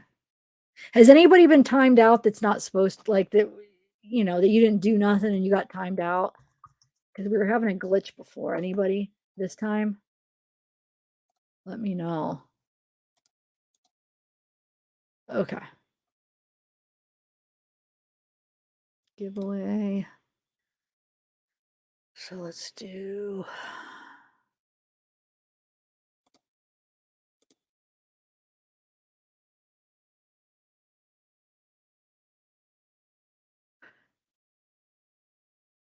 So members, just type something in the chat, everybody.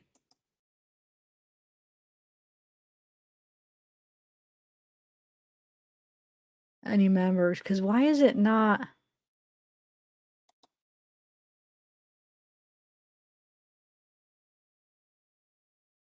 It's not, there should be more.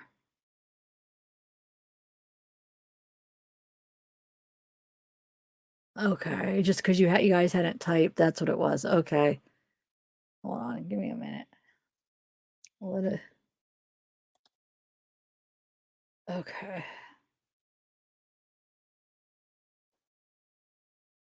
I'm gonna wait a couple minutes. So all members, just make sure you type something in the chat, and then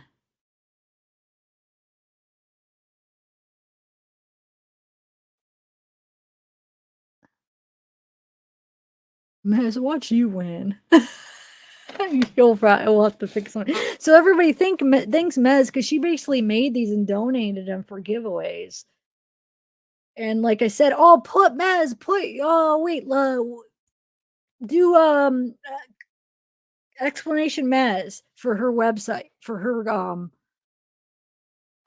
website, if you guys want to order anything from her, any tumblers she makes. They're so good, they're so awesome. Okay. All right, guys, you ready? Let me share my screen. Now it's not that fancy, it just pops up. It just does. Most of you guys were here the other night. And all it does is just pops up the winner. It doesn't like do any of the names where it's like whoosh, does the confetti and stuff. So they should add it where it makes it a little bit more exciting, but all right, let me share my screen so you guys can watch it. Not that there's not really anything to watch, but just so you can see the name. Even though I guess I could tell you, but all right. All right, so you guys ready? So here's all the members that are here. Because remember, at least the first one we're doing, you have to be here for the first giveaway, because Deborah won and she said to give it to somebody else. So, and then maybe the next one. Well, the next one, you have to put the thing in chat. So you'll have to be there sometime on the next one. Because for the StreamYard giveaway, you have to actually be able to type something in chat to enter. So I think I think it's fair, right? So come for the next live. And type it in if you can't stay the whole time. I think I'm gonna put it for maybe like 7 o'clock. Okay, so here we go. You ready? Esperanza! Oh, how awesome, because you just joined today. It paid off. It paid off. It paid off for you to join. That's awesome. I'm glad though. Yay! Okay. Why is it counting down? Oh, it's counting up.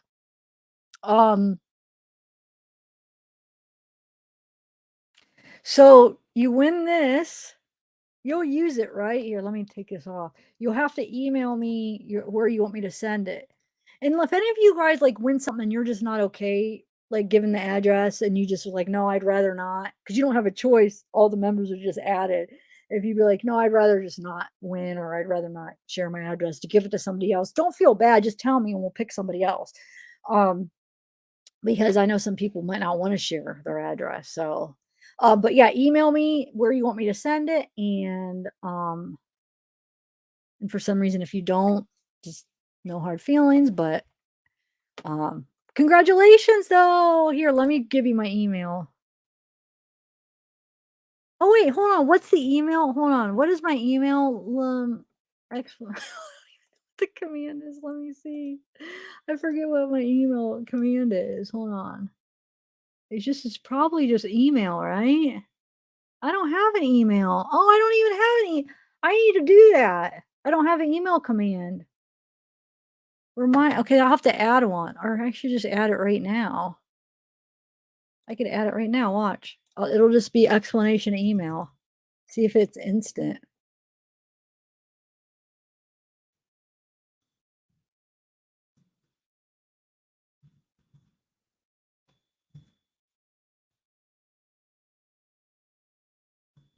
Hold on. I'm doing it right now. 1 second.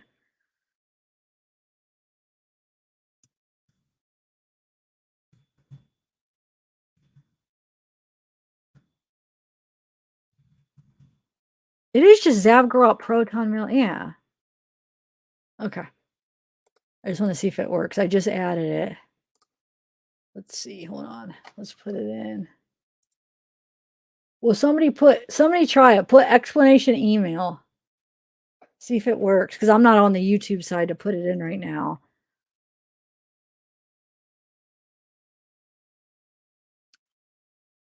Oh, my chat stopped again. My StreamYard chat stopped again. I'm not sure. Why does it keep doing that? Okay, let's see. Did it work? Yeah. Okay, cool.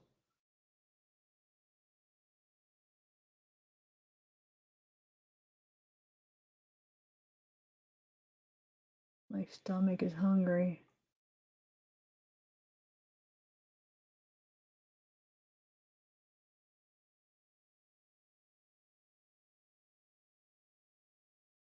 Wait, Karina, what you say you don't get it at all? How to what?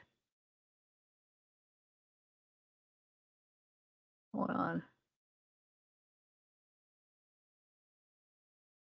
How to, okay, guys. Okay, come back about 7. We're going to talk about Austin, and it's a really crazy case from Ohio too. So I could always drive out there if for some reason I'm needed. I don't know why I would be, but it's like a couple hours. Or Lorraine, wait. Lorraine, let me see, because I know Sandusky's a couple hours, but how far is Lorraine? Because she said Lorraine was like a half hour from where she lived. Let me just see something. Oh, Lorraine's only like an hour from me. Or an hour and 23 minutes. Why did that say an hour at first? Okay. All right, guys. Well, I will see you at 7. Come back, and congratulations again, Esperanza. So you have my email, right? So just wherever you want me to send it, email me, and yeah, I'll see you in about an hour. Bye. All right, hopefully it'll let me leave. All right.